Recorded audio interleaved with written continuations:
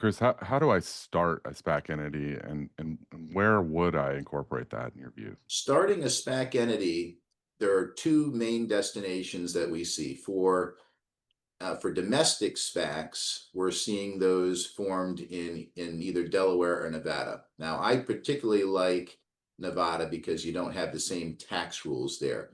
Delaware has a very unfriendly franchise tax scenario, and they've also had some unfriendly litigation for SPACs. If you Google SPAC litigation in Delaware, you'll see some very surprising scenarios where litigation was allowed to continue in Delaware for seemingly, bad reasons. At least most people would think they're bad reasons. So I preferred Nevada for any SPAC team that is going to be looking for a domestic target. Then you're just dealing with, federal taxation issues as opposed to state taxation issues. Now, for SPAC issuers that are looking to do perhaps a target that is international, most of those SPACs are getting formed as a Cayman entity.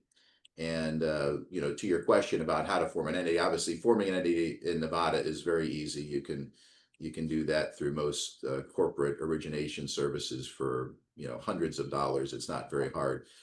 Cayman, on the other hand, it's a bit more complex, and you have to set up the charter and typically use a Cayman attorney. So you are probably looking at 5 to 10,000 in expenses to set up the Cayman entity. But again, still far better than finding yourself in. We've seen issuers in Delaware that have received surprising bills of 150, 200, $250,000 in franchise taxes when they go to do their tax return.